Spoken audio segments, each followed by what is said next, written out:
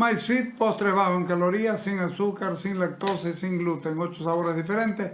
Perfecto para diabéticos, celíacos, intolerantes a la lactosa o cualquier otra persona que quiera disfrutar del placer de un buen postre sin sentir culpa. MySweet, postre saludable, pedirlo por WhatsApp al 756-19875 y seguirlo por redes sociales, así conocer sus puntos de venta.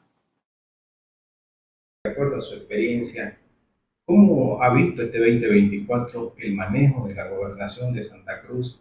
¿Qué podemos destacar de esta gestión?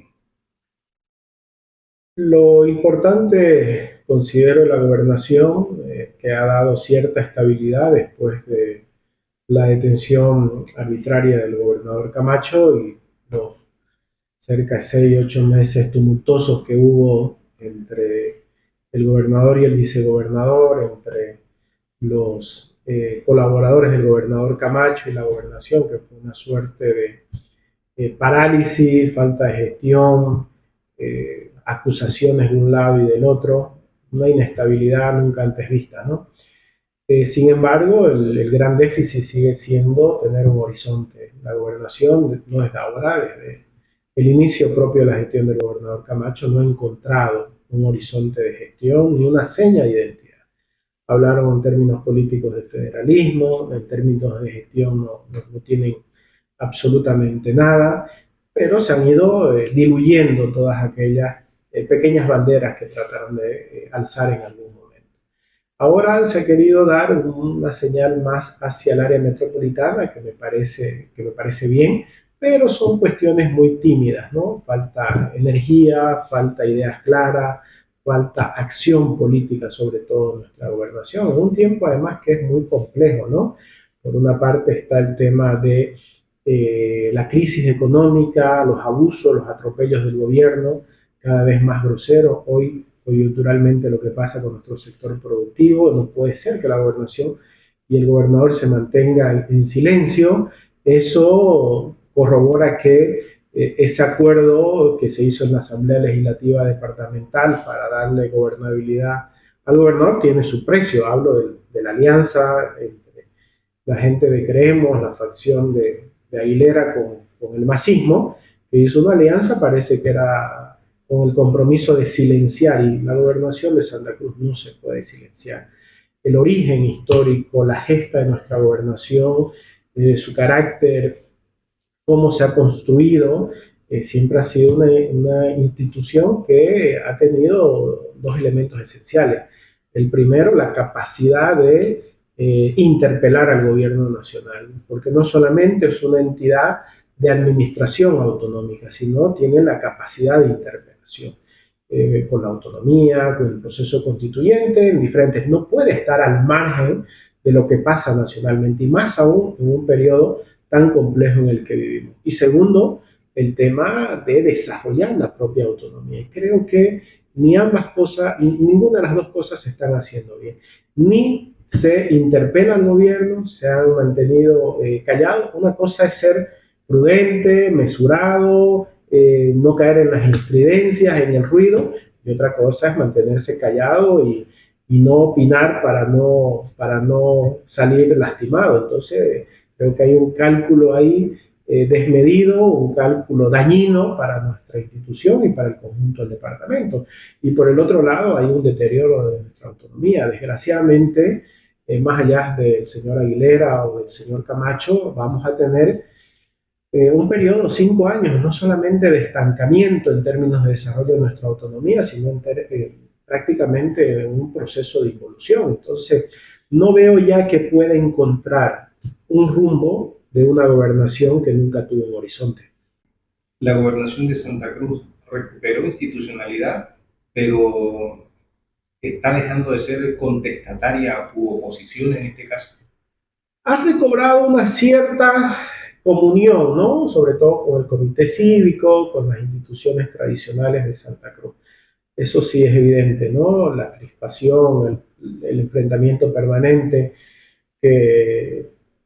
que estableció el señor Camacho no se ha visto con el gobernador suplente. Sin embargo, está claramente, es una gobernación desganada, es una gobernación inútil, que no tienen una capacidad propia de marcar una agenda, ¿no? Pues cuestiones muy tibias como la reunión de gobernadores, el tema metropolitano, pero ni siquiera, mire, hablando de los temas urgentes, lo que le preocupa a la ciudadanía. Estamos hablando ahora del tema del transporte o del pasaje en micro, ¿no? El transporte público. Y eso es lo coyuntural, esa es la superficie. El tema estructural de fondo es que tenemos un sistema precario y lo que hay que ver es cómo mejoramos ese servicio y cómo se establece un precio razonable para un buen servicio.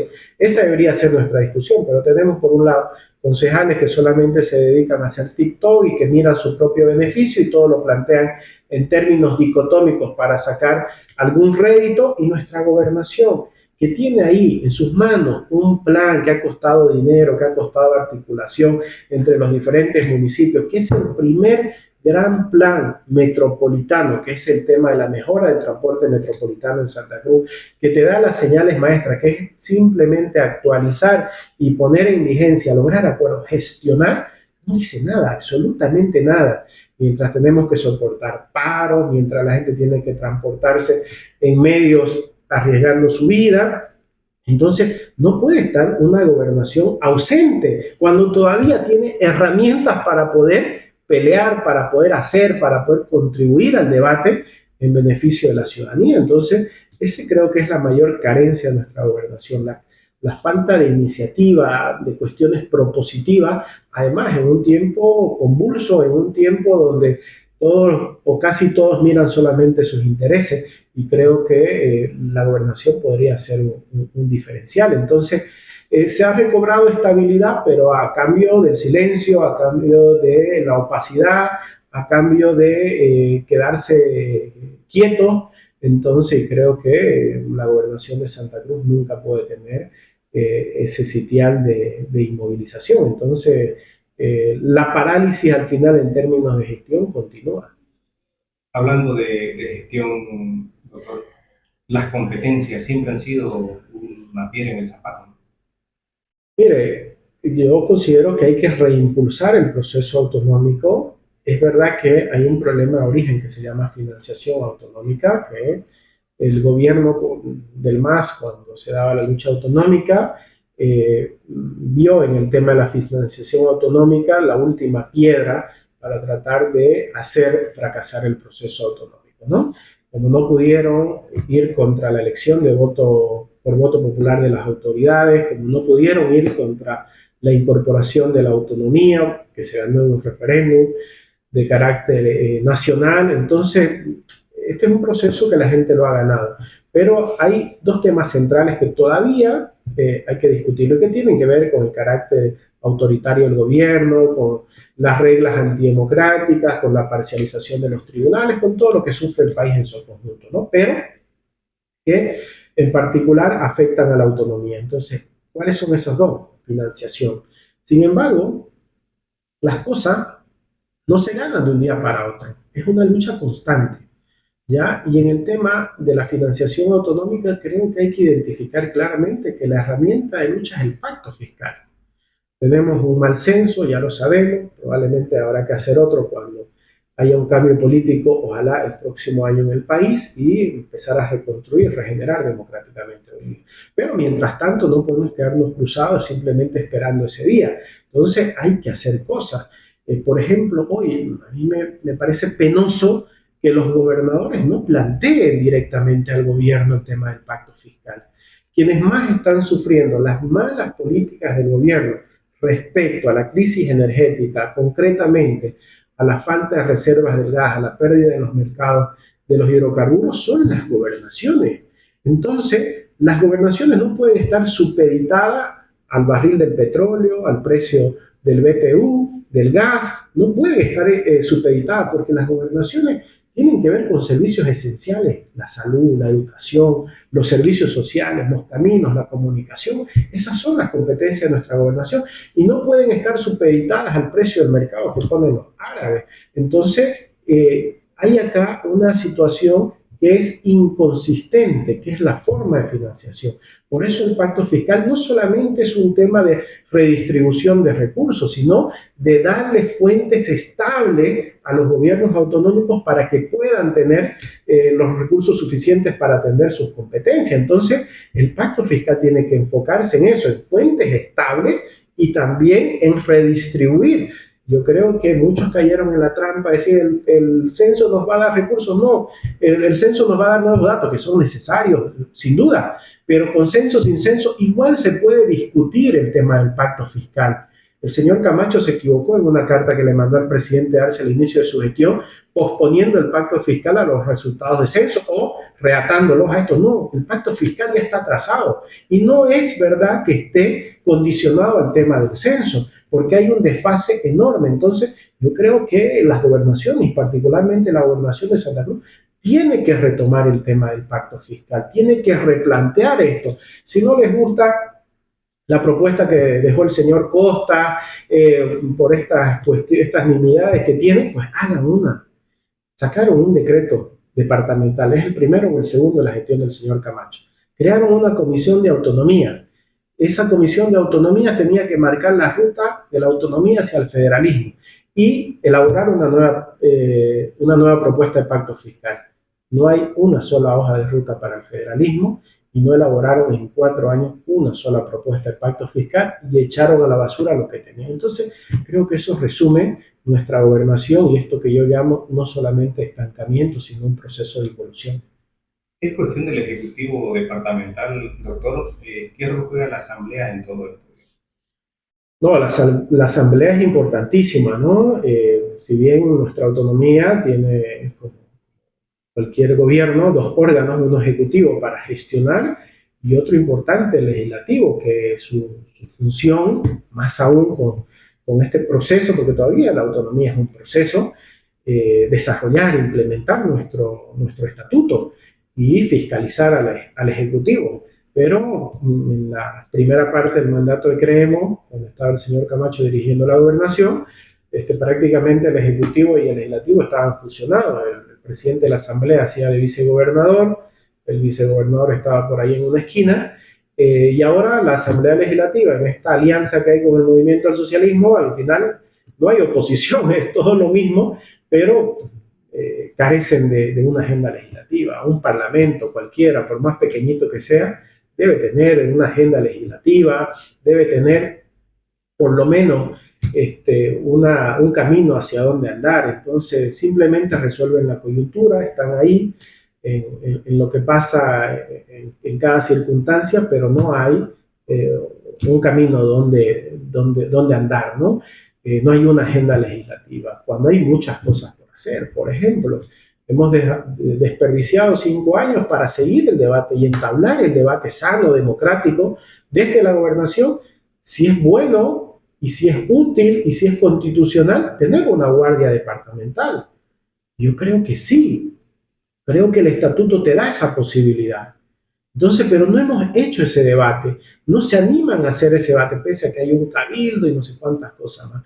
O en los temas medioambientales, que hoy es una de las principales crisis que va a afectar, que ya afecta y que todavía puede ser peor, además por la vocación productiva de nuestro departamento, por el patrimonio natural que tenemos que preservar, por garantizar la producción a futuro, por el agua, tantas cosas importantes, pero no, estamos ahí solamente tratando como bomberos de seguir aplacando el fuego cada agosto, cada septiembre en la Chiquitanía y haciendo actividades de recaudación para los bomberos. No, la política es otra cosa. La política se trata de anticiparse, de prevenir, de gestionar, de hacer leyes, de hacer normas, de ver que éstas se cumplan, que sean eficaces, que puedan dar resultados positivos, de medir en el tema medioambiental, en el tema de producción, en el tema de tierra. Si bien tenemos competencias limitadas y hay una pelea y hay una presión del gobierno, pero yo creo que ante la debacle del gobierno en términos del INRA, de distribución de tierra, con todo lo que ha pasado con la ABT, creo que podríamos hacer muchas cosas más. Le voy a dar un ejemplo. El año 2019, la gobernación aprobó una ley, si no me equivoco es la ley número 181. Esa ley es de pausa ambiental en la Chiquitanía y de reparación de todos los daños que hicieron. Una ley ambiciosa. El 2019 se aprobó esa ley. ¿Sabe qué? El decreto que aprobó el presidente Arce ahora y la propuesta que hizo en Brasil recientemente en la cumbre sobre el medio ambiente es exactamente lo mismo que dijo la gobernación en una ley del 2019. Y la pregunta es, ¿por qué durante estos 4 años no desarrollaron esa ley? ¿Por qué no implementaron? ¿Por qué no cumplieron? Entonces también creo que es un momento de sacar cuenta si nuestra autonomía está funcionando adecuadamente. Si hubiéramos cumplido lo que decía esa ley, no solamente que hubiéramos dejado al gobierno sin discurso y sin bandera, sino que fundamentalmente hubiéramos probablemente prevenido el mayor desastre medioambiental que hemos tenido durante este año, donde cerca de 10 millones de hectáreas ardieron. Entonces, creo que la autonomía es útil, es necesaria para Santa Cruz, pero hoy por hoy está mal gestionada. Si tuviéramos que calificar la gestión de la gobernación, ¿qué calificaciones pondría? Yo no soy de poner números porque no soy profesor de nada, pero sí considero que es una mala gestión, ¿no? Es una mala gestión en términos políticos, en términos institucionales y en términos de la gestión propiamente. Eso que para nosotros los cruceños era un referente, un orgullo tener la gobernación de Santa Cruz con reputación nacional, hoy está venida menos.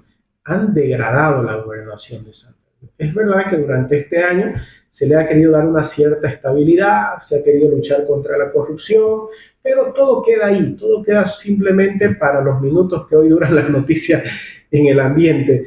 Dijeron que iban a hacer una auditoría, no hay resultados de la auditoría, dijeron que iban a sacar todos los trapitos sucios, pero ahí nomás ya se callaron todos, ahí parece que era para neutralizar nomás y no para tener una administración más eficiente, más transparente. Entonces, considero que es una nota de aplazo y lo digo con dolor porque a nadie quiere que una institución que tanto queremos los cruceños le vaya mal. Y eso nos lleva a un punto mayor de reflexión colectiva en Santa Cruz, que tenemos que recuperar el proceso autonómico y tenemos que restaurar a una de nuestras mayores instituciones para que siga siendo productiva, útil, necesaria al conjunto de la sociedad cruceña, porque quienes vinieron con la ola de la nueva política, los que vinieron a plantear nuevos paradigmas, al final han terminado demostrando que simplemente fue ruido y no hay nueces. Doctor, en este caso, con esta calificación negativa en la gestión 2024 de la gobernación y tomando en cuenta el ambiente político, el ambiente económico, ¿cómo se puede encarar o qué nos espera el 2025? Me temo que están jugando a la intrascendencia, ¿no? Y ese es el peor camino. Uno puede hacer cosas y equivocarse, y es válido. En política uno se equivoca, pero hay que tratar de equivocarse lo menos posible. Pero lo que es inadmisible es ser intrascendente, no hacer nada, o hacer el mínimo esfuerzo tratando de engañar a los demás.